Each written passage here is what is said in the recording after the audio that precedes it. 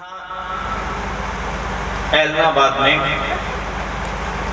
श्री कबीर वृद्ध आश्रम में इस सुंदर प्रांगण में पहली बार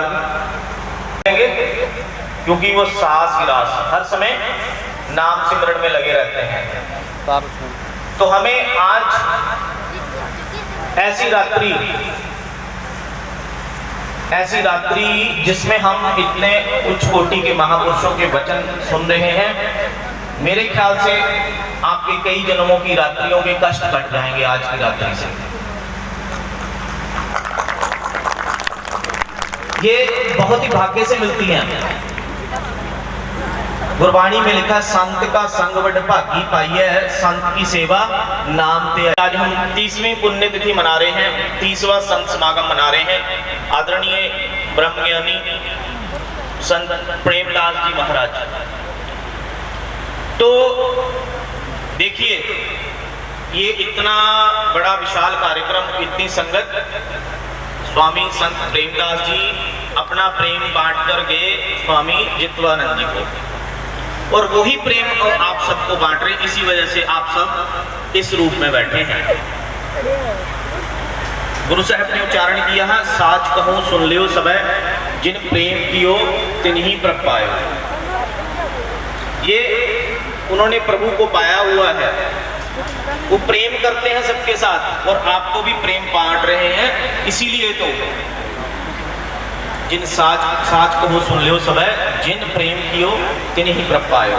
प्रभु कैसे प्राप्त होगा? हमें मानस मात्र में आपस में सबके साथ प्रेम विहार से रहना चाहिए। जैसे हमें हमारे पूज्य गुरु जी बताते हैं, नाम सिमरन में लगे रहना चाहिए, तभी इस भवसागर से पार हम पार हो सकते हैं। यहाँ पर हम कबीर साहब के आश्रम में हैं। जैसे मेरे को बताया गया, जगत का पप्पा विच शरीर, रारा समय रंग रहा तिनका नाम कबीर। कक्का करता जगत का पप्पा विच शरीर, रारा समय रंग रहा तिनका नाम कबीर। ये कबीर जी के जो नाम का विश्लेषण किया गया, व्याख्या की गई, क्यों वो इस जगत के करता है, वो सबके बीच में समाये हुए हैं, सबके बीच में रमे हुए हैं। उस कबीर वृद्ध आश्रम में आज हम बैठे हैं, और मेरा भी बहुत अच्छा सौभाग्य कि मेरे को महाराज श्री जी ने, मेरे गुरुतुल्य स्वामी जित्वानंद जी महाराज जी ने आज इस रात्रि में यहाँ पर आकर ऐसे महापुरुषों के दर्शन करने का सौभाग्य प्राप्त हुआ, और आप सब संगत का भी दर्शन करने का प्राप्त हुआ। तो साथ ही साथ बात आती है, इतना कुछ सुनने के बाद बहुत सारे महापुरुषों ने मैं हम बताया, और हम देखते भी हैं, टीवी में भी सुनते हैं, और लगातार हम देखते हैं आजकल बहुत सारे धार्मिक चैनल भी हैं। और कितना समय हो गया हम यहाँ पर बैठे हुए महापुरुषों के वचन सुन रहे हैं, तो क्या कहते हैं? कथा करते हैं मन भर के। जो कथा करने वाले होते हैं ना, वो भी नहीं, जब उनके सामने माइक आ जाता है तो रुकते नहीं है, कथा करते हैं मन भर के। और कथा सुनते हैं, जो सुनने वाले होते हैं वो भी तन भर के सुनते हैं। जब ग्रहण करने की बारी आती है तब तन भर भी ग्रहण नहीं करते। कथा करते हैं मन भर के, कथा सुनते हैं तन भर के, और ग्रहण करने की बारी आती है तो तन भर भी नहीं ग्रहण करते। गुरबाणी में लिखा है, किनका 21 जीव सावै। तो हमें ऐसे महापुरुषों के प्रति हमेशा श्रद्धा भाव रखना चाहिए। इन अणु परमाणु से दो चार हो गए, इन दो चारों से कई हजार हो गए, इन हजारों से बेशुमार हो गए, इन बेशुमारों से सब संसार हो गया। संसार ने किया पाप तो कबीर अवतार हो गया, जिस सेवक ने करी श्रद्धा उसका बेड़ा पार हो गया।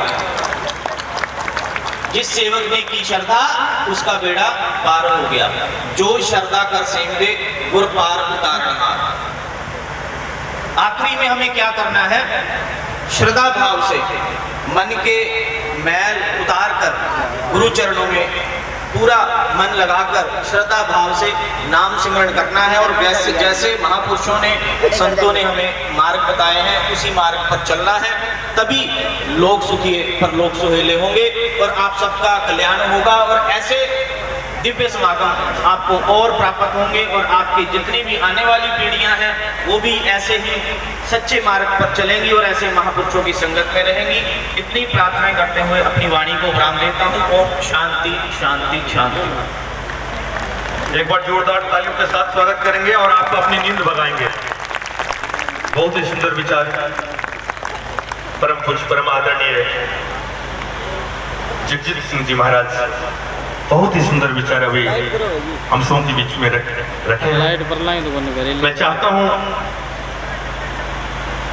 कि इतने दूर दूर से आकर के संत महापुरुष कितना प्रेम और कितना सहिष्णुता के साथ अपनी ज्ञानामृत हम सबों को रसास्वादन करा रहे हैं। बहुत ही साधुवाद। अब मैं आप सबों के बीच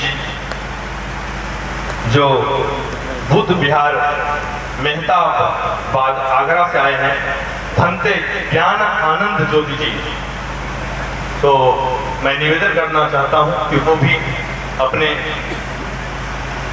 विचार 15 मिनट के अंदर रखेंगे।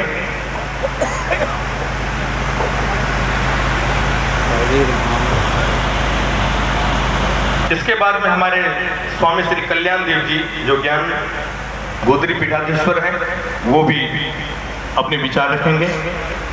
तो इससे पहले हम स्वामी जी के विचार श्रवण कर लेते हैं। और भी कई संत महापुरुष आए हुए हैं, एक से एक विद्वान संत महापुरुष तपस्वी संत, तो उनके भी विचार श्रवण करने को मौका मिलेगा। आप लोग शांति बनाए बैठे। विश्व वंदनीय भगवान बुद्ध को त्रिवार वंदन करते हुए पूरे और इतने संतों के दर्शन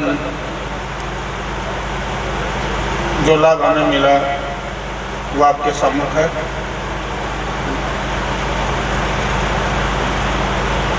मैं अपनी बात 2 प्रकार की मक्खियों से शुरू करता हूँ। संसार में मक्खियाँ तो बहुत हैं। एक मक्खी जो है उसका नाम है मधुमक्खी, जो शहद इकट्ठा करती है। तो वो जो शहद इकट्ठा करने वाली मक्खी है, संत जी उसका उठना बैठना कहाँ होता है?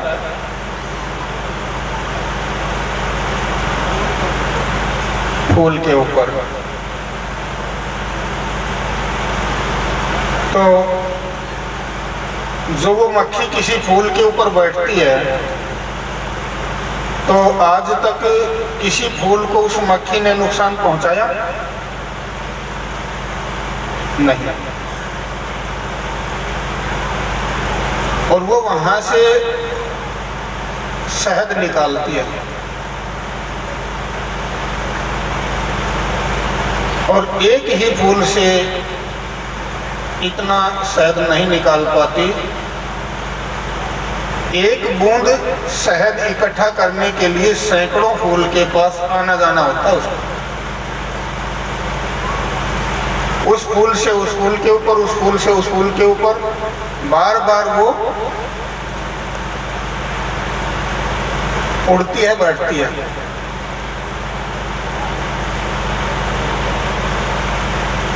लेकिन उस फूल का दुर्भाग्य होता है जिस फूल के ऊपर वो मधुमक्खी या भंवरा नहीं बैठता।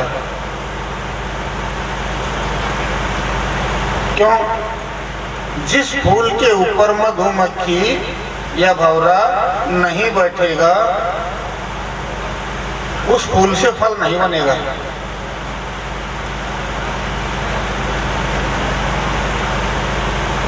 क्यों? जब तक एक फूल से दूसरे फूल का, दूसरे फूल से तीसरे फूल का जो स्पर्श नहीं होता, परागण क्रिया नहीं होती, तब तक फूल के अंदर फल बनने की गुंजाइश नहीं होती। अब देखिए उस मक्खी का जो है लेना कितना महान है। लिया तो उससे अमृत लिया और दिया तो उसको जीवन दान दिया। लेना भी महान और देना भी महान। अब हम ऐसी संगत में जब आते हैं तो ऐसा विचार जरूर करना चाहिए, मैं आज क्या लेके जाऊं जो मेरे लेने योग्य है, मैं ऐसा क्या लेके जाऊं, और कुछ लेके जाऊं तो ऐसा लेके जाऊं जो संसार में मेरे से वो मेरा कोई छीन ना सके।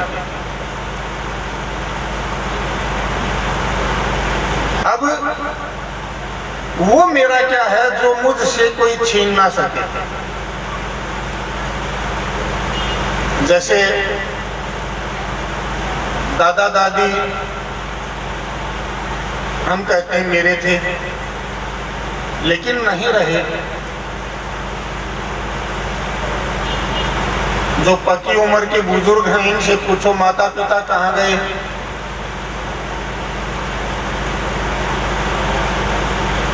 जब हम ये हिसाब लगाते हैं, जिनको हम मेरा मेरी के चक्कर में उलझे हुए हैं, अगर वो मेरा होता तो संसार में किसी की इतनी हिम्मत नहीं मेरा मुझसे कोई छीन ले। जो मेरा मेरी के चक्कर में मेरा महल, मेरा मकान, मेरी घोड़ी, मेरा घोड़ा, मेरा ऊंट, मेरे माता पिता, मेरा लड़का, लेकिन मानव को उस मूल इकाई का पता चल जाए मेरा क्या है, और वो मेरा मुझसे मिल जाए। कितना अंतर है मेरे में और मुझ में। अगर मेरा मुझसे मिल जाए तो ये जितना झगड़ा है ये सारे का सारा मिट सकता है। यहाँ मानव को सर्वप्रथम मस्तिष्क निर्माण करने का ही योग नहीं सिखाया जाता। क्यों? जितनी भी बुद्धि उलझी हुई है वो मानव मस्तिष्क में उलझी हुई है। इन बुद्धियों का काम सुलझाने के लिए अगर कोई महापुरुष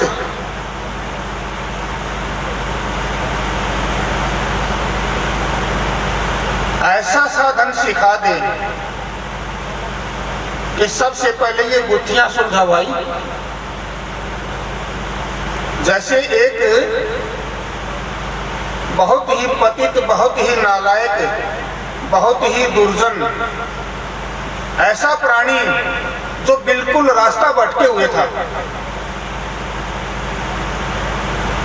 और एक दिन वो आया, उस पतित के लिए एक ऐसी ठोकर आई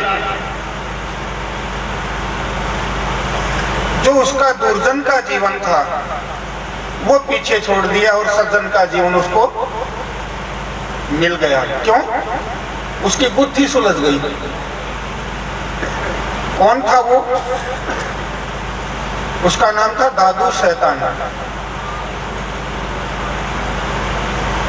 उस दादू शैतान का बचपना इतना नालायक था, जब वो घर से निकलता था तो चाचा ताऊ की बहन बेटियां दरवाजा बंद कर लेते थे। लेकिन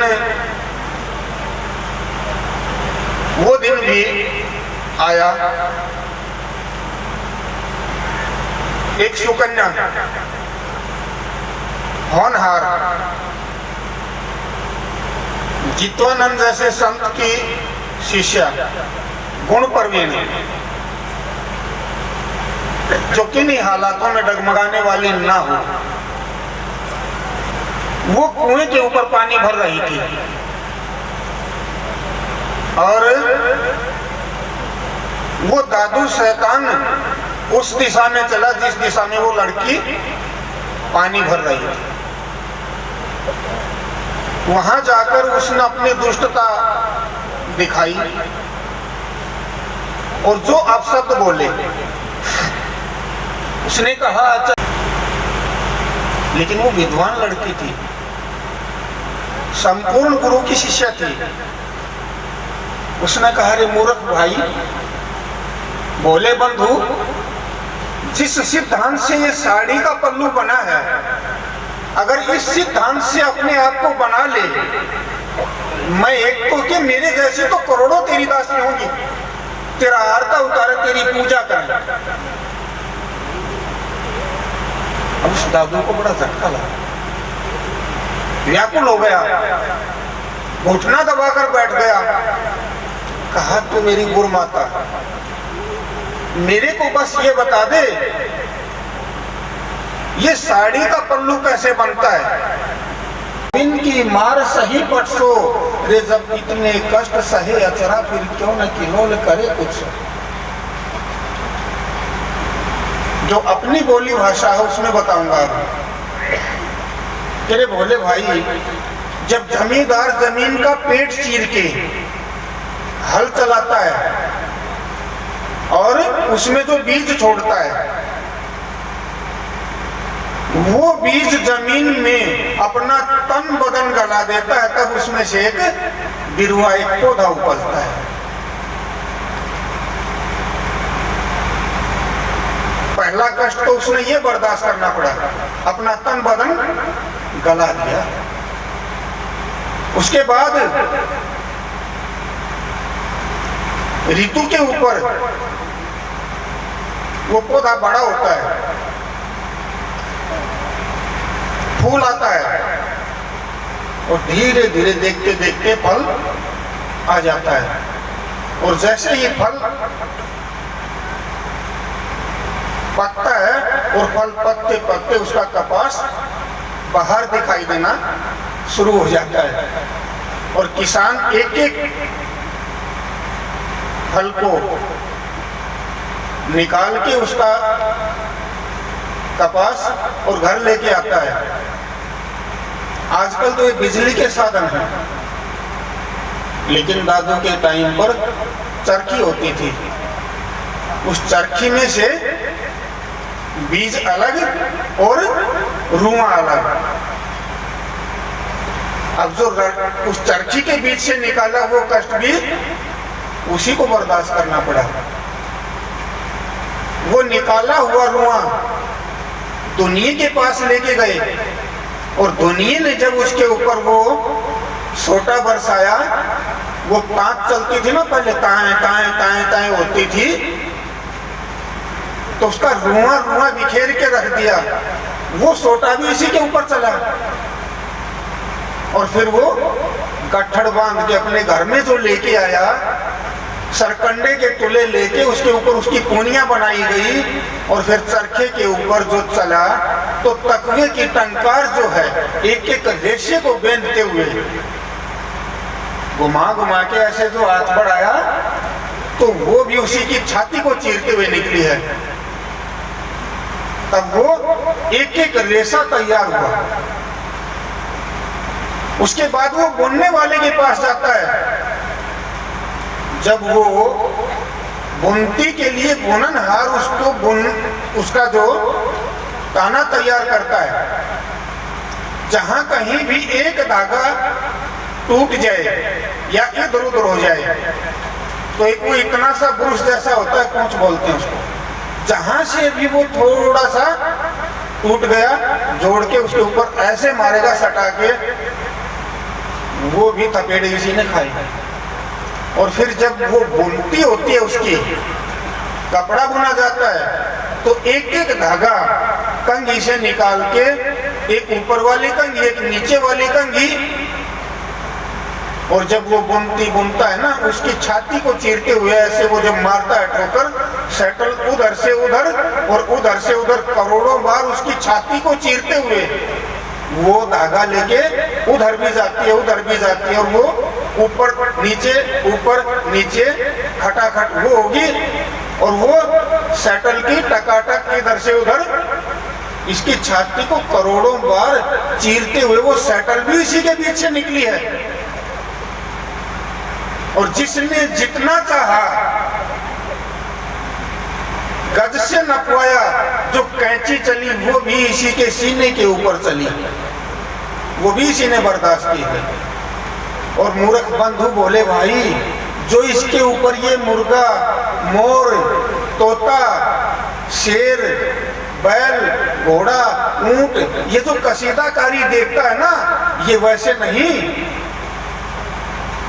करोड़ों बार सुई नीचे से ऊपर इसमें से गुजरी है तब ये बने हैं। और बुनते बुनते ये मैला हो गया, बहुत टाइम लगता है ये पेड़ पौधे, फूल, मुर्गा, तोता, घोड़ा ये बनाने में। इतना होने से वो मैला हुआ तो सोडे में डाल के नीचे पत्थर और ऊपर इसके जो ये डंडा चला है ना, सोटा चला है, वो भी इसी ने बर्दाश्त किया है। और जब ये सूख गया, उसके ऊपर जो लोहा गरम करके जो रगड़ दिया, इसका जो एक एक रेशा सीधा करके, और जब ये मेरी छाती के ऊपर आया है, मूर्ख बंधु ये सोच मेरी इज्जत की रखवाली करने के लिए आया है, ये मेरी इज्जत बिगाड़। नौजवानों, अगर आप बहन बेटियों की इज्जत के रखवाले बन जाएं, तो विश्व में आपकी पूजा होनी शुरू हो जाएगी। लेकिन महफूज हैं बहन बेटियां, स्कूल जाते हुए इनको खतरा है, घर से निकलते हुए इनको खतरा का पतन कर लेंगे। मैं समय का ध्यान रखते हुए, बोलना तो और भी बहुत कुछ था, लेकिन समय का अभाव है, तो इतना ही बोलते हुए नमो बुद्धाय। आपका मंगल हो, आपका मंगल हो, आपका मंगल हो। बहुत ही सुंदर। वैसे भी ये धरती, एलनाबाद की जो धरती है, ये छोटी वृंदावन है।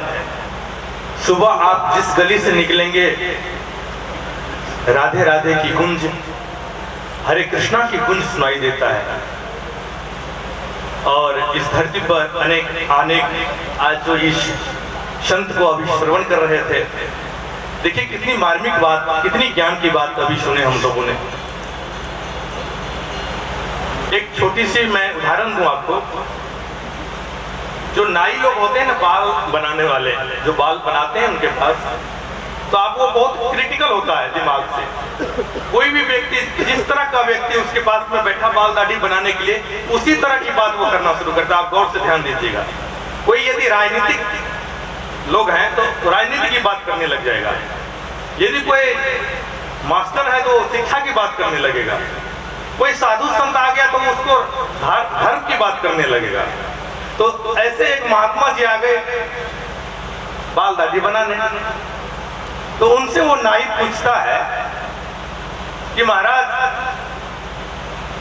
आजकल लगता है धरती पे भगवान नहीं है। तो महाराज ने पूछा कैसे नहीं भगवान है?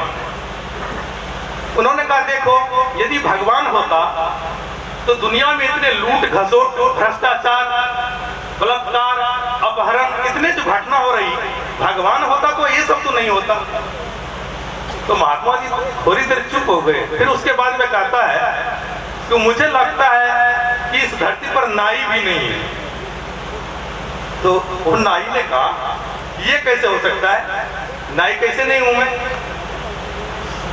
मैं तो बाल बनाता हूं। कहा हाँ, मुझे लगता है इस धरती पर नाई नहीं है। तो नाई बोलते हैं कैसे?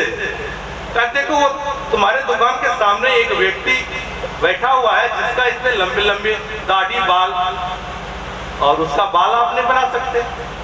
तो नाई ने कहा कि देखिए, वो मेरे पास कभी आया ही नहीं। यदि वो मेरे पास आता तो मैं जरूर उसका बाल दाढ़ी बना देता। संत महापुरुष तो ऐसे ही ज्ञान बांटते रहते हैं, कोई जिज्ञासु जन आते ही नहीं, उस ज्ञान की बात करते ही नहीं, उस अध्यात्म की बात करते ही नहीं। यदि करे तो जरूर उनको उस ज्ञान की प्राप्ति होगी। बहुत ही सुंदर विचार।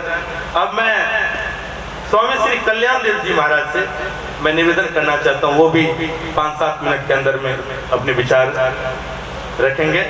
और भी बहुत सारे संत हैं, थोड़ा समय दे करके मैं चाहता हूं कि सभी को समय मिले।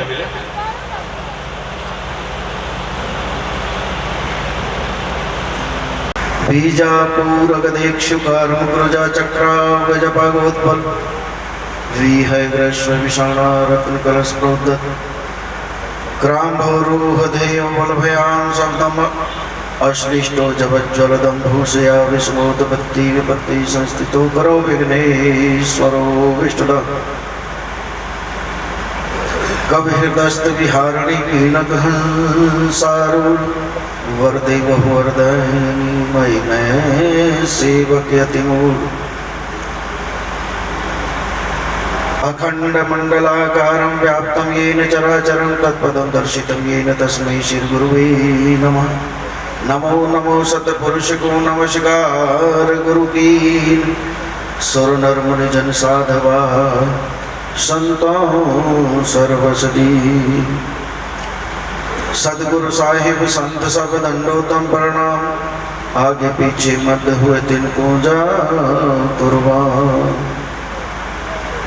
बिन साहिब की बंदगी सुख नहीं तीनों लोग चरण कमल के ध्यान से श्री गरीबदास संतोष सर्वे भवन्तु सुखिनः सर्वे सन्तु निरामया सर्वे भद्राणि पश्यन्तु मा कश्चित् दुःखभाग् भवेत्। ओम शांति शांति शांति।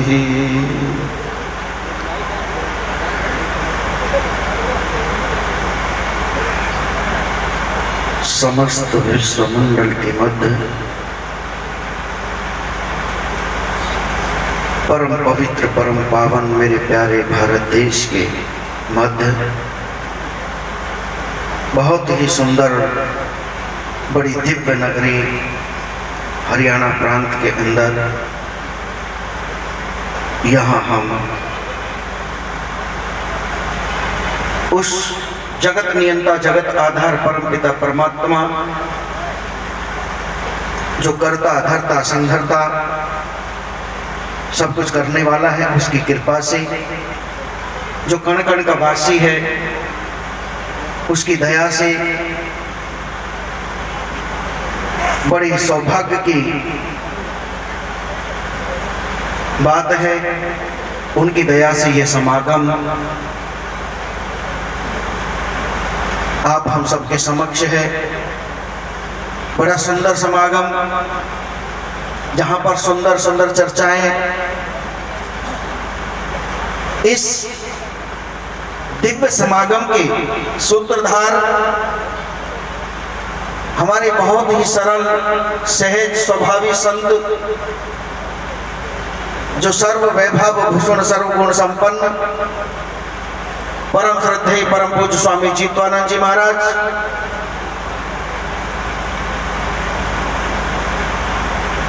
मंच पर उपस्थित मेरे बहुत ही सत्कार के योग्य बड़े ही सहज स्वभावी संत मेरे प्रिय भाई जगजीत सिंह जी महाराज जो हरिद्वार से पहुंचे, मेरे पास में ही बैठे हुए हमारे खीसा संत मंडल के हरियाणा प्रदेश के अध्यक्ष मेरे भाई अनिल दैया जी,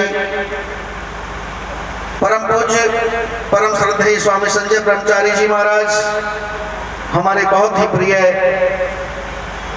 बड़े ही मृदुभाषी और बड़े ही स्नेही कबीर आश्रम सोनीपत के श्री प्रधान स्वामी इंदौरा जी और सतगुरु बंदी छोड़ वाणी के अंदर लिखते हैं कि साधु माई बाप है साधु भाई बंद साधु मिलावे राम से कट है जम के फंद। सभी मेरे बहुत ही सत्कार के योग बड़े ही दिव्य संत चरण मैं सभी को नमन करता हूँ। सर्वप्रथम इस भूमि को नमन करता हूँ। यहाँ पर उपस्थित नारायण स्वरूप में विराजमान भक्तगण साक्षात शक्ति स्वरूप माताएं बहनें, अभी मैंने एक बात कही कि बहुत सुंदर आयोजन, बहुत सुंदर सत्संग, बहुत सुंदर मंच। ये क्यों सुंदर है, थोड़ा विचार कीजिए। थोड़ा विचार कीजिए कि ये सुंदर क्यों है। जो संसार हमको सुंदर दिखाई दे रहा है वो सुंदर नहीं है। आप चिंतन करोगे तो आपको पता चलेगा कि ये सुंदर क्यों है। क्योंकि यहां सुंदर के नाम का गुणानुवाद सुनाया जा रहा है। सुंदर कौन है? आप जानते हो सुंदर कौन है? कोई जानता है? सुंदर एक ही है, वो ही परमपिता परमात्मा, और कोई सुंदर नहीं है। और जो सुंदर होता है उसका कभी क्षय नहीं होता, उसका कभी पतन नहीं होता। ये तो सब नासवान है, सबका पतन होता है, सब चले जाते हैं। 10 सिर सहस्त्र भुजा वाले भी स्थल ठहर ना पाए। ये आप लोगों का बड़ा सौभाग्य है कि आज यहाँ पूज्य स्वामी जी महाराज ऐसे दिव्य महापुरुष के द्वारा ये आयोजन किया गया। किस लिए? आप हम सबके कल्याण के लिए। मैंने हरियाणा प्रांत के अंदर इतनी बड़ी मंच पहली बार देखने को मिली। ये संत समागम पहली बार देखने को मिला। मैं बड़ी बड़ी राष्ट्रीय मंचों पर, महाराज श्री जानते हैं, सभी जानते हैं, सभी मंचों पर जाता हूं, लेकिन आज मुझे ऐसा प्रतीत हुआ आप लोगों की संख्या देख करके, यहाँ संत महापुरुषों की संख्या देख करके, कि वास्तव में स्वामी जीतवानंद जी महाराज कई सम्मेलनों में मिलते रहे हैं हम लोग, लेकिन आज वास्तव में उनके स्वरूप का मुझे भी आज ही विवेक हुआ, आज ही ज्ञान हुआ है। मैं नतमस्तक होता हूँ पूज्य स्वामी जी महाराज को कि वास्तव में वो है क्या। इस चीज को समझ जाना, आप सबका कल्याण हो जाएगा। मेरी माताओं, बहनों, बंधुओं, एक बात ध्यान करने लायक है। ये संसार जिसमें हम विचरते हैं, जिसमें हम रहते हैं, यहां कोई पूछने वाला नहीं होगा कि तुम करते क्या हो, और कोई पूछेगा भी तो तुम्हारे व्यवहार की बातें, तुम्हारे इस संसार की बातें पूछेगा। मैं कई बार कथाओं में कहता हूं, किसी ने पूछा तेरा परिवार कितना है, किसी ने पूछा तेरा कारोबार कितना है, किसी ने पूछा कि तेरा मालो मगा कितना है, पर किसी ने ये नहीं पूछा कि सदगुरु से प्यार कितना है, सदगुरु से प्यार कितना है। मैं आप सबसे पूछता हूं कि आप जो इतने आपके ऊपर जो ये कृपा हुई है, इसका कारण कौन है? कौन है? उस कृपा बरस रही है, जो संतों के दर्शन हो रहे हैं, जो शास्त्रों में कहा गया है साधु नाम दर्शनम पुण्यम, साधुन की संगत करे बड़े भागी बड़े देव, आपन को संशय नहीं और उतारे खेव।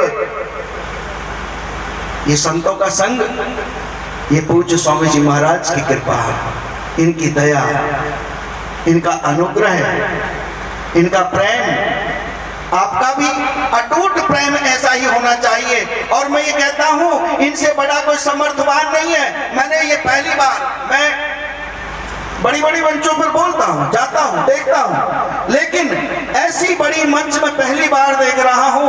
ये कोई समर्थवान ही कर सकता है, असमर्थवान के बस की बात नहीं है। और आप लोगों के लिए आदेश करता हूं कि हमारे सदगुरु बंदी छोड़ दरबार साहब में लिखते हैं, गुरु ग्रंथ साहब में लिखा हुआ है कि समर्थ का शरणा लिया ताही न चंपे काल, पार ब्रह्म का ध्यान धर होत न बंका बाहर। जब ऐसे समर्थवान संत की शरण आपको मिल गई तो आपका काल कुछ नहीं बिगाड़ सकता। ये मेरा पूर्ण विश्वास है, मैं पूरे विश्वास के साथ कहता हूं। अभी एक बात चल रही थी, पूज्य स्वामी जी महाराज अभी हमारे बौद्धिस्ट संत जो है बहुत मार्मिक बात बता रहे थे, बहुत मार्मिक। वास्तव में सत्संग का जो सार, सत्संग की जो वास्तविक स्थिति, वो सुनने को मिली मुझे पूज्य स्वामी जी महाराज के द्वारा। आज मेरा देश कराहट में है। आज मेरे देश के अंदर बहुत बड़ी कराहट है और उस कराहट का कारण मैं स्वयं हूं। उस कराहट का कारण मैं स्वयं हूं और कोई नहीं। सब किसी के जीवन में किसी ना किसी प्रकार की कराहट है, किसी ना किसी प्रकार का दुख है, कष्ट है। वो क्यों है? क्योंकि मेरी मानसिकता शुद्ध नहीं है। अभी महाराज जी कह रहे थे ना, आज हम अपने गांव में भी ससुराल समझ करके रहते हैं। ऐसी स्थिति, ये क्या है? ये मानसिकता है। और ये मानसिकता कब सुधर सकती है? जब पूज्य स्वामी जित्वानंद जी महाराज जैसे संतों का सानिध्य मिलेगा, उनका सत्संग मिलेगा, तब मिलेगी, नहीं तो नहीं मिल सकती। इस मानसिकता को हमें सुधारना होगा। मानसिकता जिस दिन सुधर जाएगी उस दिन देश की कराहट दूर होगी, और कराहट दूर हो जाएगी तो जीवन की कराहट दूर होगी और जीवन में आनंद आएगा। आनंद का मतलब परमात्मा। कई बार कहते हैं लोग ये संसार नाशवान है, ये खत्म होने वाला, ये ऐसा है, आपको ये नहीं करना, आपको वो नहीं करना। हम इस उधेड़ बुन में लगे रहते हैं। कई संतों के मत अपने अपने मत हैं का उतना मैं अपना सौभाग्य समझता हूं, मैं उतना अपना सौभाग्य समझता हूं, क्योंकि ऐसा स्थान, ऐसे दिव्य संत बार बार जीवन में नहीं आते, और जब आते हैं तो पता नहीं कितना बड़ा कल्याण कर जाते हैं। आज पता नहीं, हो सकता है इस कल्याण का यही जीवन में अगर किसी प्रकार का दुख कराहट है तो ऐसे संतों की शरण में जाकर के उस परमपिता परमात्मा से प्रार्थना करना कि हे परमपिता परमात्मा, हे जगत नियंता, हे जगत आधार, ये जीवन कूड़ा करकट से भरा हुआ है और ये कूड़ा करकट जब तक दूर नहीं होगा, जब तक आप हृदय में वास नहीं करोगे। आप आ जाओ, आप हृदय में वास करो, और उससे पुकार करनी है हर पल, हर क्षण, हर स्थिति में, काम करते हुए, उठते बैठते, सोते जागते, चलते फिरते, जैसे भी हो, उससे एक ही पुकार करनी है। क्या क्या करनी है?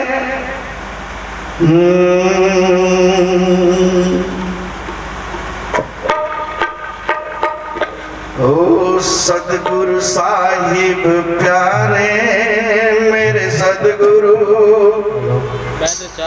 क्या?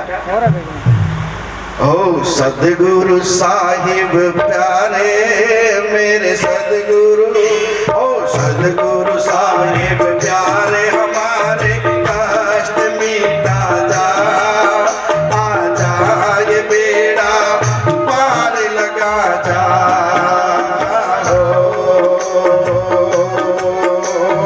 सदगुरु साहिब प्यारे मेरे सदगुरु, मेरे सदगुरु साहिब प्यारे हमारे कष्ट मिटा जा, आ जा बेड़ा पार लगा जा।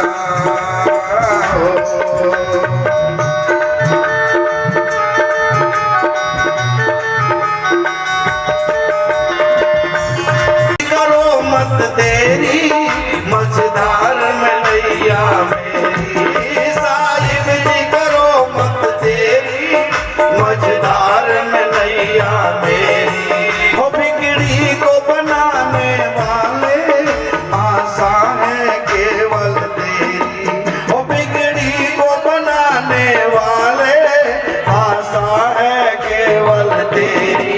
वो छाया है गोरी अंधेरा, नैया को भंवर ने घेरा, छाया है गोरी अंधेरा, नैया को भंवर ने घेरा। धारा है तेज गति से डगमगा रहा चित मेरा, आ जाओ जरा जल्दी से, आ जाओ जरा जल्दी से, बजा दो आ जाए बेड़ा पार लगा जा।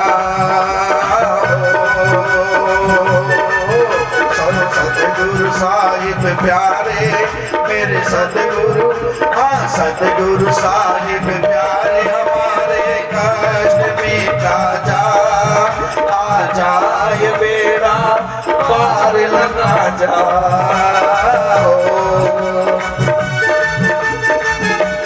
तुम्हारी तुम ही रचनी के तम हो, तुम राम अवधवासी हो, श्री कृष्ण अविनाशी हो, तुम राम अवधवासी हो, श्री कृष्ण अविनाशी हो।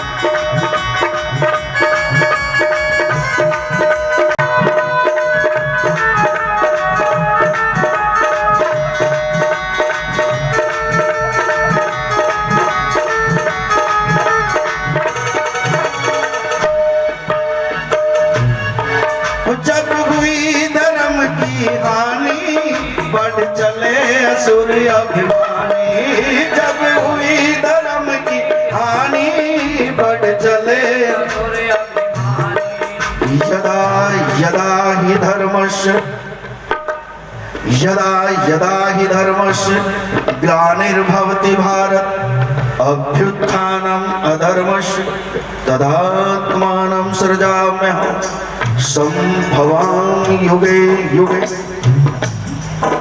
जब जब पृथ्वी पर पाप बढ़ता है, अधर्म बढ़ता है, तब तब प्रभु परमात्मा वो कभी राम रूप में आता है, कभी कृष्ण रूप में आता है, कभी कबीर रूप में आता है, कभी कभी गरीब रूप में आता है, कभी घिसा संत रूप में आता है, कभी जीतवानंद जी के रूप में आता है।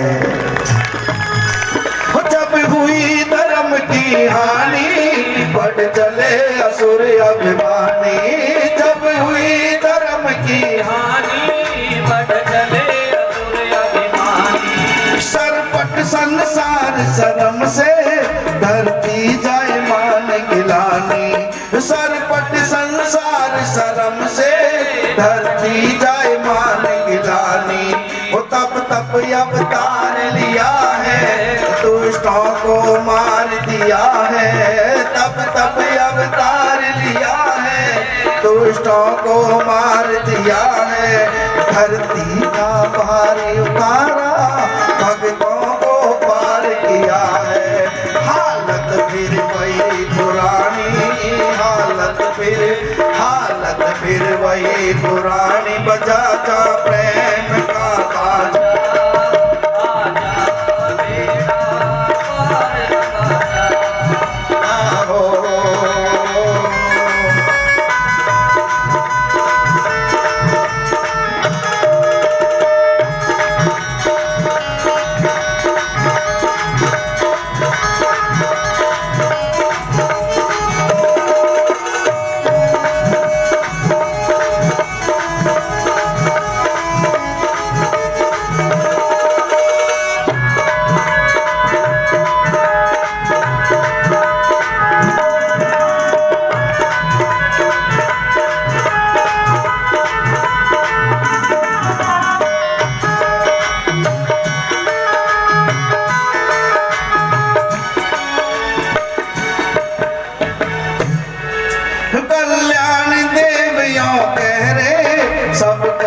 गलत है मेरा।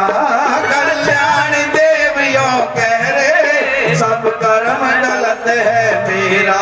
ओ बिगड़ी को बनाने वाले मैं तेरा सहारा ले रहा। बिगड़ी को बनाने वाले मैं तेरा सहारा ले रहा। ओ सदगुरु भय हरण करेंगे, कविता गुरु शरण करेंगे।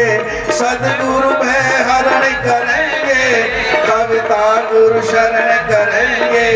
यो कह मेरा मन अब तो मिलकर सत्संग करेंगे। कविता का काम कठिन है, कविता का काम कठिन है। लगाया हमने अंदाजा, आ जाए बेड़ा पार लगा जा। सतगुरु साहिब प्यारे मेरे सदगुरु, ओ सदगुरु साहिब प्यारे हमारे, अष्टमी का जा आ जाए बेड़ा पार लगा जा। बोलिए सदगुरु साहब, सदगुरु बंदी छोड़ महाराज की जय। साधो। इस प्रकार से जब हम प्रार्थना करेंगे महाराज श्री, एक सेकंड बस, जब प्रार्थना करते रहेंगे तो उस कभो तो दीन दयाल के भनक पड़ेगी कान, निश्चित रूप से उसके कानों में। मेरी माताओं बहनों बंधुओं, मेरे युवा भाइयों, आज हमें सुधरने की जरूरत है, क्योंकि हमारा देश, हमारा वेश सब कुछ कराहट में है, सब कुछ दुख में है। इन सबको बिठाने के लिए परमात्मा को हृदय में वासित करने के लिए सतत प्रार्थना करनी पड़ेगी। ओ राही संभल, ओ राही संभल, बर्बाद हुई तेरी ये सपनों की दुनिया। जिस तरफ बह जाता है तू, इस तरफ किनारा कोई नहीं, उस तरफ किनारा कोई नहीं। किनारा तो संत महापुरुषों के सानिध्य में मिलेगा, और वो सानिध्य आपको पूज्य स्वामी जीतवानंद जी महाराज की कृपा से आप सबको मिल रहा है। दूर दूर से संत महापुरुष आ रहे हैं। मैं अपने इस वाकांजलि को परम पूज्य स्वामी प्रेमानंद जी महाराज के चरणों में समर्पित करता हुआ और सभी संत महापुरुषों के चरणों में नमन करता हुआ, आप सभी को एक संकेत देता हुआ, परमात्मा से, सदगुरु से आपके लिए सुख समृद्धि के लिए, सुख संपन्नता के लिए प्रार्थना करता हुआ एक आदेश करता हूं, कभी मत भूल सदगुरु को, कभी मत भूल सदगुरु को। जमाना खाक सारी है, ध्यान धर हर घड़ी उसका, जिसकी तू फुलवारी है, जिसकी तू फुलवारी है। इन्हीं शब्दों के साथ वाणी को विराम। हरिओम। बहुत बहुत साधुवाद। अभी श्रवण कर रहे थे स्वामी श्री कल्याण देव जी महाराज। मैं एक बार स्वामी जी को अवगत कराऊं, यदि स्वामी जी इस तरह से बोलने लग जाएंगे ना, एक तो और किसी का हो ना हो, हमारा कल्याण तो जरूर कर देंगे। स्वामी जी को मैंने 5-7 मिनट कहा कि अपने समय की मर्यादा में जरूर बोले। स्वामी विवेकानंद ने 1 मिनट के भाषण में शिकागो को हिला दिया, शिकागो ही नहीं पूरे दुनिया को हिला दिया था। मैं निवेदन करना चाहता हूँ स्वामी जी, मेरी प्रार्थना को सभी लोग स्वीकार करेंगे और समय की मर्यादा में अपनी वक्तव्य देंगे। अब परम पूज्य आदरणीय स्वामी श्री बहादुर साहब जो लिलिया जिला नागौर राजस्थान से आए हैं, वो भी अपने विचार 10 मिनट के अंदर रखेंगे। परम पूज्य बहादुर साहब जी महाराज। बहुत देर से श्रोतागण सबों का विचार श्रवण कर रहे हैं, अलग अलग विषय पर सब दे रहे हैं। ऐसे सदगुरु कबीर साहब ने कहा है, जैया जन मुक्ता हता तया हतान कोई, छठी तुम्हारी हो जगह तुम कहाँ चलावी होई। जब जब तुम मनुष्य तन में आया और आज वर्तमान में हम मनुष्य तन में है, ये मुक्त होने की भूमिका है। ये मनुष्य तन कल्याण करने का साधन है। साधन धाम मोक्ष कर द्वारा पाइन जो परलोक स्वरा, ये साधना करने का धाम है। या हम आए कल्याण के लिए, मनुष्य तन कल्याण करने का, मुक्त होने का यंत्र है। इसमें आकर के हम ये काम नहीं किया और संसार की मोह माया में भूल गया, उसमें शरीर का, मन का अहंकार जगा और इसको बिगाड़ करके फिर 84 में चले जाएंगे। सदगुरु ने कहा है, लग 84 भुगत कर मानुष नहीं पाई, और चेते तू चेत प्राणिया नहीं तो फिर 84 में भटकते भटकते मनुष्य तन मिला बड़े भाग्य से, और फिर यहाँ नहीं संभला तो और वही जगह है। तो ये अनादिकाल से दुख से छूटने की जगह है। किसी महापुरुष ने कहा है, जिंदगी में जिंदगी का राज पाना चाहिए, जिंदगी में जिंदगी का राज पाना चाहिए तो मन और इंद्रियों को सर्वस्व रखना चाहिए। मन और इंद्रियों को सर्वस्व रखना चाहिए, अंधविश्वास और आसक्ति का त्याग करना चाहिए और अपने आप को जान करके मस्त रहना चाहिए। अपने आप को जान लेना। ये शरीर दिखता हुआ पंच भौतिक तत्व है, शरीर ये आप नहीं है, ये भी विचार कर लेना। ये ढांचा दिखता हुआ आप नहीं है। जैसे शरीर को मैं मानना ये सबसे बड़ा पाप है। सब पाप इसी का पुत्र, सब पाप का यही बाप है। शरीर में नहीं हो, शरीर तो नासवान है, क्षण भूंगरे।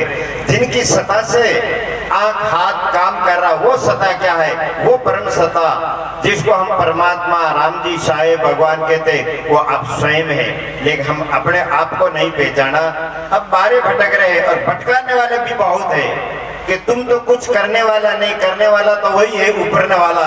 वो ऊपरने वाला की कृपा बगैर पत्ता ही नहीं हिलता है। अरे ऊपर वाला कब कहता है तुम चोरी करो, तुम अनेक प्रकार का भ्रष्टाचार करो, बलात्कार करो? वो कब कह रहा है? वो इच्छा कर रहा है, अज्ञानता के साथ आदमी कर रहा है। हम अपने आप को नहीं जाना, अपने आप को नहीं पहचाना। हम अनादिकाल से अपने आप को नहीं पहचाना है। शरीर को ही मैं मान लिया है और शरीर के संबंध में 5 विषयों की आसक्ति में, मोह ममता में अनादिकाल से हम भटकते आ रहे हैं। तो हम अपने आप को पहचाने। आत्मा अविनाशी है, आत्मा के स्वरूप में कोई मोह ममता कामना नहीं है, देह के संबंध में है। स्वरूप ज्ञान चेतन का सदा एक रस जोई, ते उपाधि ज्ञान में गड़बड़ भाषा सोई। 5 विषयों की अहंता मुख्य माया आई, और पार कृष्टि डर रहा के त्यागे मुक्त हो जाई। हमारी जो अनादिकाल से जो आसक्ति है और वही हमारी जन्म मरने का कारण है। हम अपने आप को पहचाने, अपने आप को जान लिया तो हम साहिब को जान लिया, गोविंद को, हरि को, नारायण को, राम को जान लिया। अपने आप को नहीं जाना तो हम कुछ भी नहीं जाना। अपने आप को जान लेना है, अपने आप को पहचान लेना है। जिनको आप परम तत्व परमात्मा कहते, वो कोई बाहर नहीं है, वो तो सबके घट घट के भीतर है। कण कण में भी नहीं है। लोग कण कण में बता रहे, कण कण में नहीं है, घट घट में। हर घट घट के अंदर वो परम तत्व, परम सत्व है। आपो बाबर आपो सियाना, अरे हृदय बसे तई राम न जाना। जो सबके हृदय के अंदर है वो सब प्राणियों के अंदर है। मिर्गा की नाभ से किस्तूरी, मिर्गो डोंडी बनमाई, ऐसे घट घट राम है, दुनिया जाने नहीं। तो हर घट के अंदर राम बैठा है। इस प्राणियों को हम राम भगवान नहीं जानते, हम तो कोई अलग जानते नहीं। ये प्राणियों को हम भगवान समझ लेंगे, राम समझ लेंगे, परमात्मा समझ लेंगे तो तन मन से किसी को पीड़ा नहीं देंगे। तो हमें इस दुनिया में कोई पीड़ा देने वाला नहीं है। अब दूसरों को, प्राणियों को पीड़ा देंगे तो हमें जो तरफ से पीड़ा मिलेगा। इसने क्या हाथ 4 वेद 6 शास्त्र में बात सुनी है दो ही, दुख दिया दुख होते, सुख दिया सुख होई। आप किससे पूछा जाए, आप सुख और शांति चाहते हैं, दुख अशांति नहीं महाराज, हम तो सुख और शांति चाहते। बहुत बढ़िया, अच्छी बात है। लेकिन ये बताओ, हम जिस परिवार में, जिस कुंडली में, जिसके आसपास में रहते, उन लोगों को सुख देते हैं कि दुख नहीं महाराज? उनको तो हम पीड़ा देने में लगे हुए। उनको सुखी देख करके हम दुखी होते। दुनिया में आदमी दुखी क्यों है? ऐसे नहीं, खाने के लिए रोटी नहीं मिली, पहनने के लिए कपड़ा, रहने के लिए मकान नहीं मिला, नहीं। आदमी दूसरों की सुख सुविधा देख करके आदमी जल रहे कि ओहो, जितवानंद जी महाराज के इतना बड़ा कारोबार, ऐसे करके ईर्ष्या संसार में कम नहीं है। सब लोगों हो के जल रही है ईर्ष्या, कोई व्यापारियों के अंदर, राजनेताओं के अंदर, और विशेष करके माता बहनों के अंदर। और हमारे संत समाज, हम भी कम नहीं है, हम भी इसी ईर्षा में जल रहे हैं, दूसरों की ईर्षा देख करके। तो हम दूसरों को सुखी देख करके हम सुखी हो जाएंगे। हम दूसरों को पीड़ा नहीं देंगे तो हम कोई पीड़ा देने वाला नहीं। आपको पीड़ा देने वाला कोई दूसरा नहीं है कि हमें कोई पीड़ा देने वाला। सद्गुण साथी जीव का जहाँ चोर मग मांद, आयु को रक्षा करे जब लग अंत नहीं साथ। आपकी रक्षा करने वाला कौन है? आपकी रक्षा करने वाला, आपके पास कोई धन नहीं, परिवार नहीं, आपका सद्गुण आपके साथी। आपके अंदर सद्गुण होंगे, सद्विचार होंगे, सत्कर्म होगा तो आपको कोई पीड़ा देने वाला नहीं। लेकिन आपके अंदर सद्गुण नहीं है, सद्विचार नहीं है, सदरेणी नहीं है, धन बल जन बल बुद्धि अपार और सदाचार बिना सब बेकार। जीवन के अंदर सदाचार नहीं है, सद्गुण नहीं है तो उसकी कोई रक्षा करने वाला नहीं। इसलिए हमारी सच्चा हितकारी, सच्चा प्रेम है, हमारा सद्गुण है। जीवन के अंदर दया है, प्रेम है, समता है, शांति है, सेवा। इन सेवा से हम करेंगे तो हमें दुनिया में कोई पीड़ा देने वाला नहीं। सेवा हम सबकी, प्राणी मात्र की करना है। संत महात्मा सब बताते आ रहे, सेवा सबन की कीजिए जिनका आदि न अंत, ऋण तीनों का बोध है, माता पिता और संत। व्यवहार में हम कितनी सेवा कर सके, हमकी कितनी क्षमता है, लेकिन व्यवहार में माता पिता ने पाला पोसा, उनकी सेवा करे, उनका आशीर्वाद ले, और परमात्मा में संत महात्मा सदगुरुदेव हमें सत्य रास्ता बताने वाला है, इनकी हम सेवा करेंगे, इनसे जुड़े रहेंगे। इंजन से डब्बा जुड़ा रहता है तो जहाँ इंजन पहुंचता वहीं पहुंच जाता है। हम संतों से जुड़े रहेंगे तो निश्चित ही हम जो शांति पद है, कल्याण है, मोक्ष है, निर्वाण पद को हम प्राप्त कर लेंगे। तो हम संतों की सत्संग करते रहे और अपने आत्मा का बोध होए, अपने आप को पहचान ले। मैं एक भजन बोलूंगा, 5 मिनट आपका लेऊंगा और फिर समाप्त कर देता हूँ। ज्यादा टाइम नहीं हुआ हमारा, 10 मिनट तो हो गया। सत्य नाम के हीरे मोती हम बिखराए गली गली, सत्य नाम के हीरे मोती हम बिखराए गली गली। ले लो रे साहब के प्यारों वाद लगावे गली गली, सत्य नाम के हीरे मोती हम बिखराए गली गली। दुनिया के मत वाले लोगों एक दिन ऐसा आएगा, दुनिया के मत वाले लोगों एक दिन ऐसा आएगा। धन दौलत और माल खजाना कोई काम नहीं आएगा, धन दौलत और माल खजाना कोई काम नहीं आएगा। सुंदर काया मिट्टी होगी, चर्चा होगी बुरी भली, सुंदर काया मिट्टी होगी, चर्चा होगी बुरी भली। सत्य नाम के हीरे मोती हम बिखराए गली गली। ले लो रे साहब के प्यारों वाद लगावे गली गली, सत्य नाम के हीरे मोती हम बिखराए गली गली। सभी तुम्हारे सगे संबंधी एक दिन तुझे भुलाएंगे, सभी तुम्हारे सगे संबंधी एक दिन तुझे भुलाएंगे। कल तक जो अपना कहते थे अग्नि में तन को जलाएंगे, कल तक जो अपना कहते थे अग्नि में तन को जलाएंगे। 2 दिन है इस जग में रहना, आखिर होगा चला चली। 2 दिन है इस जग में रहना, आखिर होगा चला चली। सत्य नाम के हीरे मोती हम बिखराए गली गली।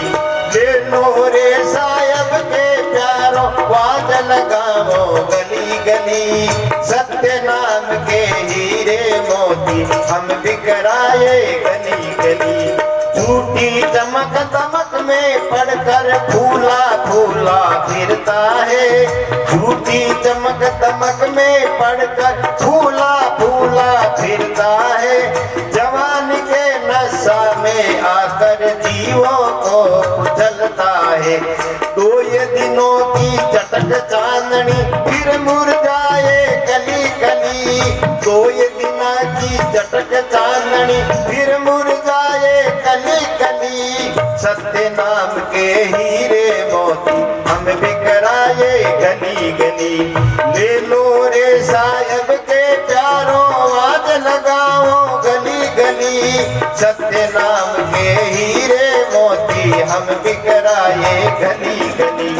साहिब कबीर प्रगट कलिमाई 10 दिशा उजियारा है, साहिब कबीर प्रगट कलिमाई 10 दिशा उजियारा है।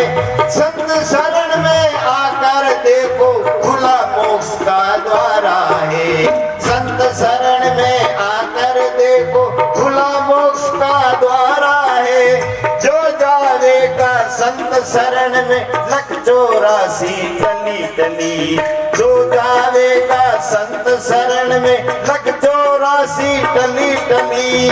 सत्य नाम के हीरे मोती हम बिखराए गली गली, सत्य नाम के हीरे मोती हम बिखराए गली गली।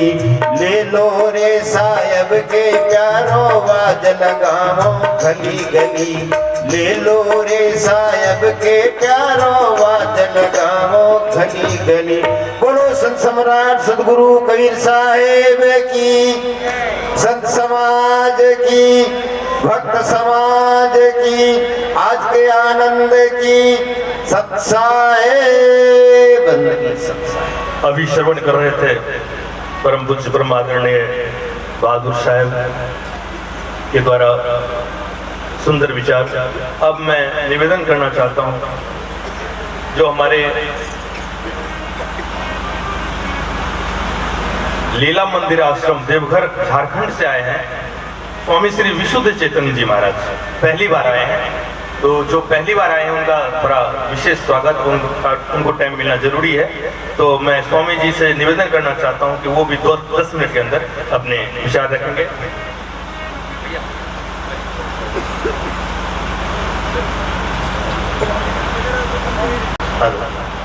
आप सभी उपस्थित आप सभी उपस्थित सज्जनों को मेरा प्रणाम। और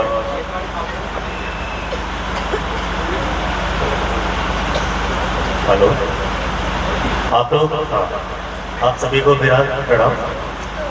और मेरा ये प्रवचन या जो भी मैं बोलने जा रहा हूँ, ये शायद पहला प्रवचन है और पहली बार मैं बोलने जा रहा हूँ इतनी बड़ी पब्लिक के सामने। और ये सौभाग्य मिला मुझे मेरे मित्र भागवत शर्मा जी की वजह से, जिन्होंने मुझे आमंत्रित किया। यहाँ आके जो मैं सबसे अच्छी चीज़ या सबसे बड़ी चीज़ देखने मिली मुझे, वो यहाँ के गुरुजी थे। उनसे जब मैं मिला तो उनका एक खुलापन, उनका एक बहुत निश्चल मन, वो मुझे बहुत आकर्षित किया, बहुत अच्छा लगा। सामान्यतः किसी आश्रम का प्रेसिडेंट होना या किसी आश्रम के अध्यक्ष के अंदर में किसी ना किसी तरह का घमंड या अहंकार दिखाई देता है। आप कहीं भी किसी आश्रम में जाते हैं, किसी बड़े उसमें, तो उसके प्रबंधक से थोड़ा सा लगता ही है कि हाँ थोड़ा वो होना भी चाहिए, स्वाभाविक है। लेकिन यहाँ तो बिल्कुल भी अहंकार था ही।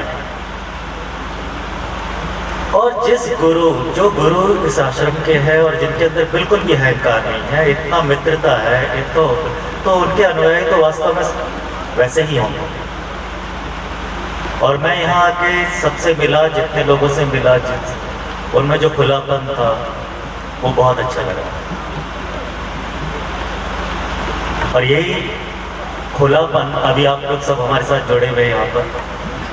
और हमने जो नोटिस किया या जो बात हमारे दिमाग में आई सबसे बड़ी, कि आप लोग अभी तक कितनी देर में सब लोग बैठे हुए हैं, पूरी श्रद्धा के साथ सुन रहे हैं।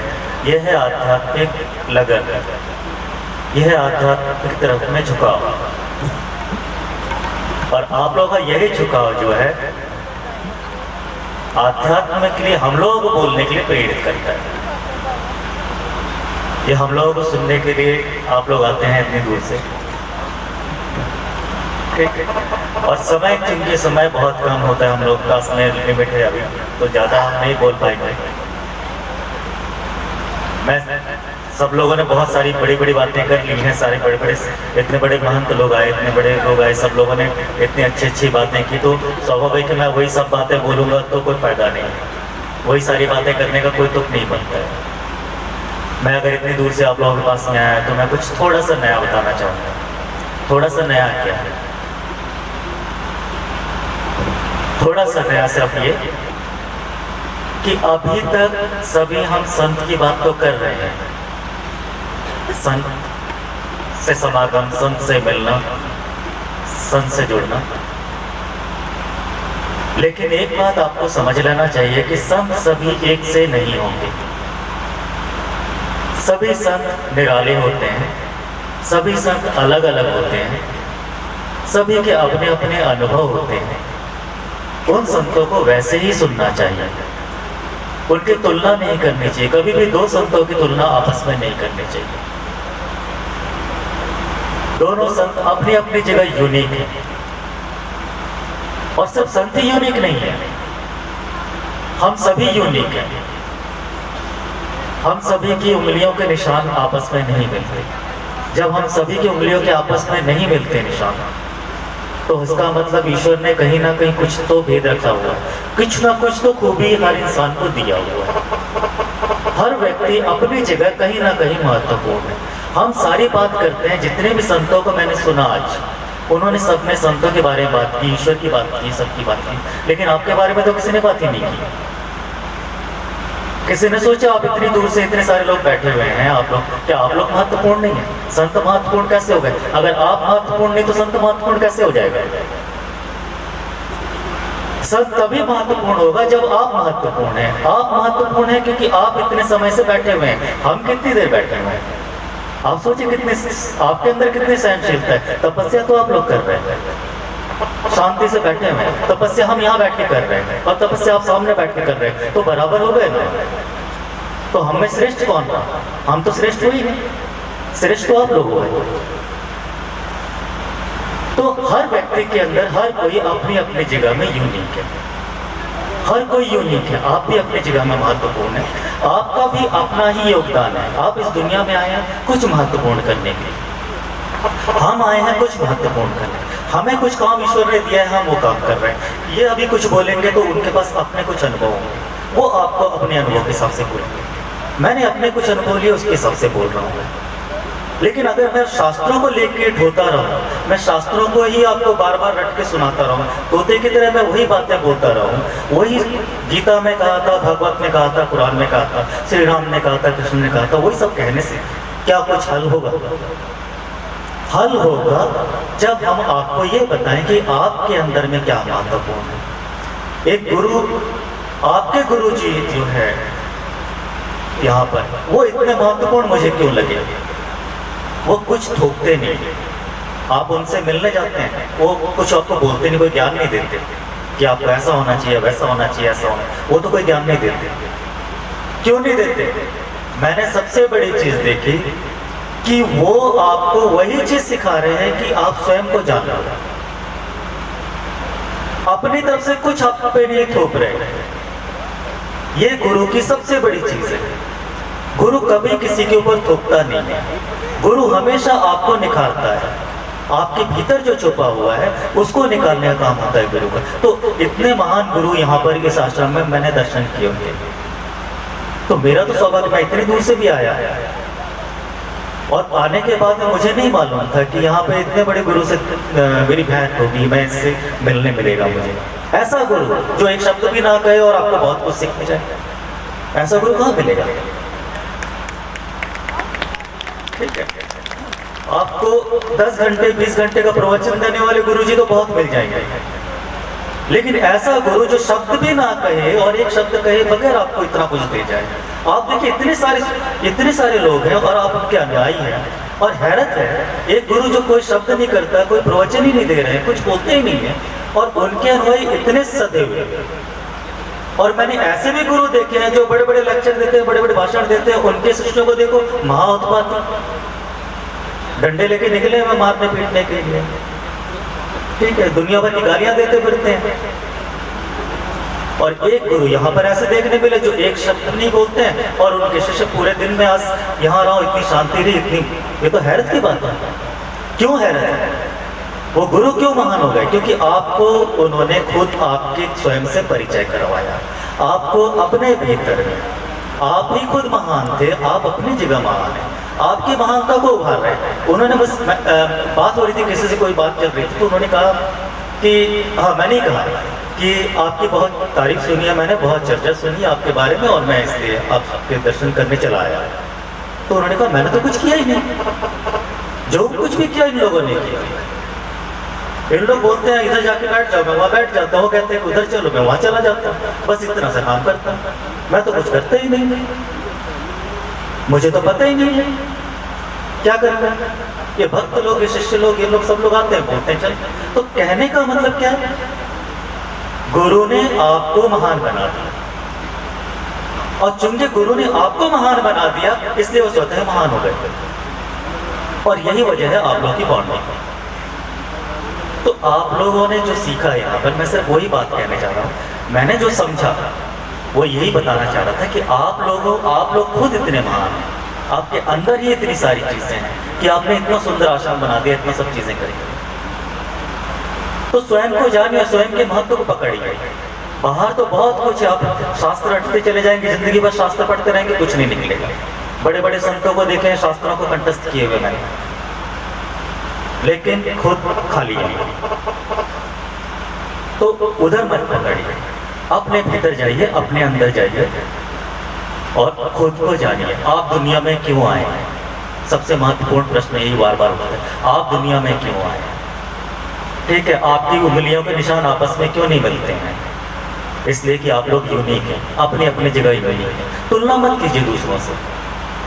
हमारी सारी समस्या ही इसलिए है कि हम तुलना करने लग जाते हैं। वो पड़ोसी का इतना, उसके पास इतना, उसके पास इतना, मैं वैसे क्यों नहीं दिख रही हूँ, वो वैसा क्यों दिख रहा है। यही तो होता रहता है जिंदगी भर। हम उधर ना होते, सिर्फ स्वयं पे जाइए।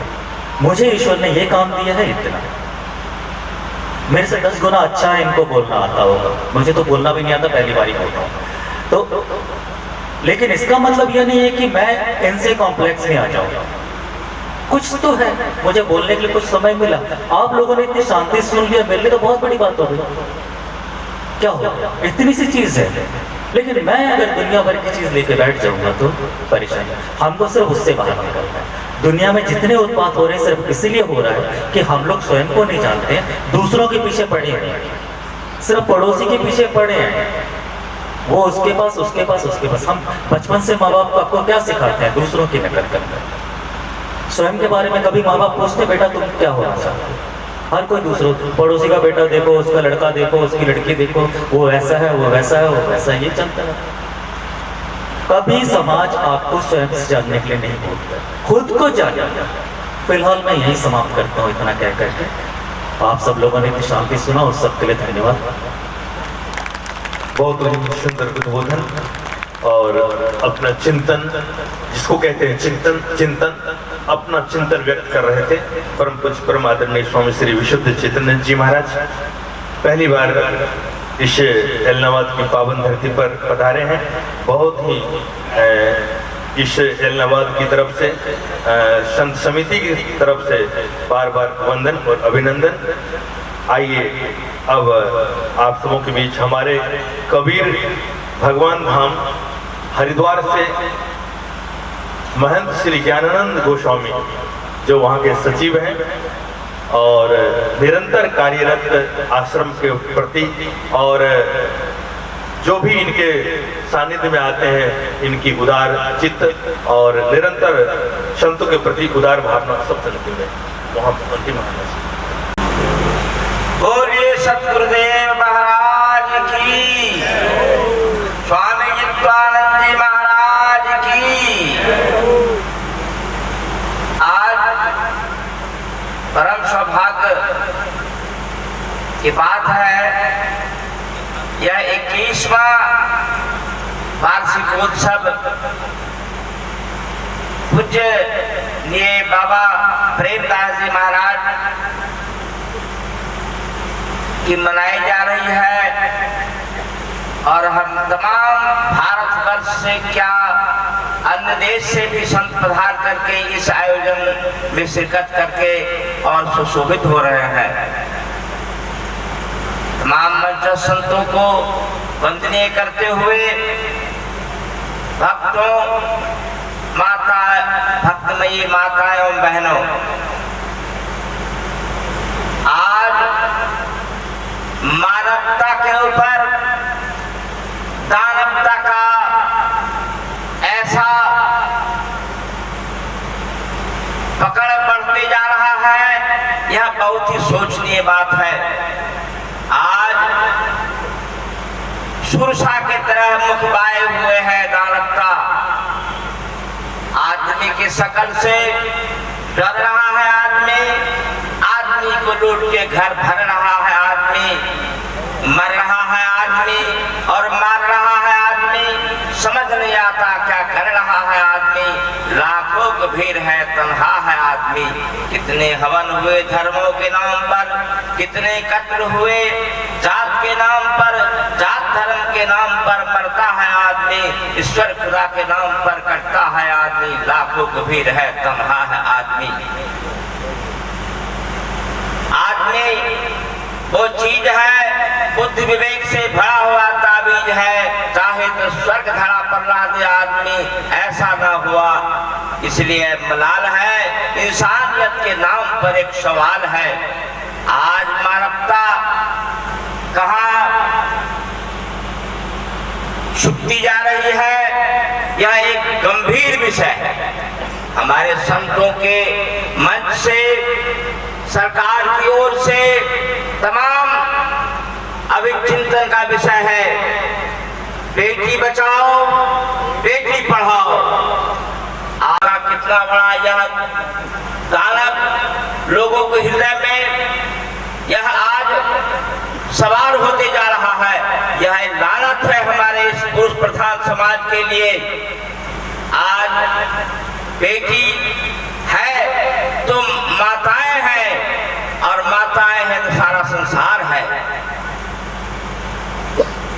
आज कहाँ चला गया, इसलिए कहता है इस समाज की दशा देखकर आज संत समाज रोता है। इतना बदल गया इंसान, खुद को धोखा देता है। आज बेटी ना हो तो आज समाज कहाँ रहेगा। मैं तमाम आप लोगों से यह गुजारिश करूंगा, आप अपने में एक इस ढंग का संकल्प लें, हम बेटी को पढ़ाएंगे और दहेज प्रथा का घोर विरोध करेंगे। किसी जगह मैं सुना था, कोई बेटी मंच पर के बगल में खड़ी होकर कोई कथावाचक संत थे, उन्होंने सवाल किया, संत जी आप जब भी कहीं भी प्रवचन करो तो 10-20 मिनट इस प्रथा के ऊपर बेटियों की बलि चढ़ाई जा रही है, उस पर आप बोलना। उन्होंने संत ने कहा था यह पुरुष प्रधान समाज के लिए यह तमाचा है। तो इसीलिए मानवता के नाम पर आज कितना बड़ा घोर यह अभाव हो रहा है। हमारे कबीर साहब ने, हमारे घेसा संत साहब ने, हमारे संत गुरुओं ने यही उपदेश देने के लिए आए हैं। और यही अगर यही हम लोग संकल्प लेकर के आज या प्रेम कुटी में पधार करके अगर प्रेम का पाठ पढ़ लेते हैं, पोथी पर पढ़ जगमुआ पंडित हुआ कोई, अढ़ाई आखिर प्रेम का पढ़े से पंडित हो। जहाँ प्रेम का पाठ लगेगा वहाँ किसी प्रकार का दानवता का आपके अंदर किसी प्रकार का भाव नहीं होगा। आज घर में सास बहू में झगड़ा है, बाप बेटे में रगड़ा है, जात जात में झगड़ा है, गांव गांव में रगड़ा है, यह क्या है? तो मानवता का पाठ कहाँ मिलेगा? यही संतों के बीच में मिलेगा। यही संत लोग जो आपको बताएंगे, इसे अगर ग्रहण कर लिया आप तो यही आपके लिए महान उपलब्धि की बात होगी। और यह स्वामी जी महाराज इतने बड़े कार्यक्रम को करते हुए उन्हें क्या लाभ मिलता है मुझे पता नहीं, लेकिन हम लोग लाभ लें ये पता है हम लोगों को। अगर आप इस जगह जुड़ करके अगर इस वाणी के द्वारा अगर आप अपने में चेतना लाएंगे, अपने में निष्ठा लाएंगे, अपने में एक प्रकार का इस भावना को लाएंगे, हम मानवतावादी संकल्प लें, हमारे संतों के द्वारा बताए हुए मार्गों पर चले, यही हमारे लिए बहुत बड़ा यह एक उपलब्धि होगी। तो आज दानवता इस विशाल मुख सुरसा की तरह समाज में फैल रहा है। तो मैं आपसे निवेदन करूंगा, कितना बदल गया इंसान, खुद को धोखा देता है, इस समाज की दशा देखकर आज कबीर रोता है। आदमी के ऊपर बहुत बात कहा जा सकता है। आदमी एक आपका एक चोला है जो किसी भी संकट से उबर करके, अभी पूर्व वक्ता एक सांसद महोदय ने स्वामी जी से कहा, जो मैं मॉरिशस जाता था 6 दिन में, आज 6 घंटे में चला जाता हूँ। एक और ब्रह्मचारी जी प्रवक्ता बोले थे, कोई पतंग उड़ा रहा था तो वो स्वामी जी के कैंपस में गिर गया। स्वामी विवेकानंद जी की बात है, पतंग गिर गया। पतंग की बात मुझे याद आ गई। आप पतंग कभी उड़ाते होगे तो तागा आपके पास रहता होगा, पतंग आकाश में, लेकिन हवा को आप नहीं देखते रहते होगे, हवा दिखाई नहीं पड़ती है। लेकिन जब पतंग जब हवा के प्रभाव में पड़ता है तो डोर में तनाव आता है, तो एहसास होता है कि हवा जो है पतंग को उड़ा रहा है। उसी प्रकार यह गुरु गति है। गुरु जी से भक्त का, परमात्मा से भक्तों का जब ताल जुड़ता है, उसी प्रकार पतंग का डोर में जो पकड़ होती है, तभी समझ पाता है कि हाँ भक्त हमारा जो है कुछ सुन रहा है, कुछ समझ रहा है। पतंग उड़ाने वाला जब पतंग आकाश में उड़ता है, जब हवा का उसका पकड़ होता है, तो समझ आता हमारा पतंग आकाश में जा रहा है। इसीलिए आप लोगों ने बहुत धैर्य गंभीरता से इस पंडाल को आपने शोभा बढ़ाया है। इस ठंडी में बताइए, इस महीने में इतनी ठंडी है, इस ठंडी के बावजूद भी आप लोग बिल्कुल स्थिर सचित्त होकर के संतों की बातें सुन रहे हैं। मैं प्रार्थना करूंगा, निवेदन करूंगा, आग्रह करूंगा, मानवतावादी पाठ को आप अपनावें और दानवतावादी पाठ करने वाला घोर विरोध करें। ये संकल्प ले मैं इन्हीं शब्दों के साथ अपनी वाणी विराम करूंगा। मैं एक और शब्द कहता हूं, आदमी में जहर इतना भर गया है, आदमी में जहर इतना भर गया है जो वंश विस्तार का भी अब डर गया है। आदमी में जहर इतना भर गया है, वंश विस्तार का भी डर गया है। कल सुनेंगे आदमी के काटने से सर्प कोई मर गया है, आदमी में जहर इतना भर गया है। बोलिए सतगुरुदेव महाराज की।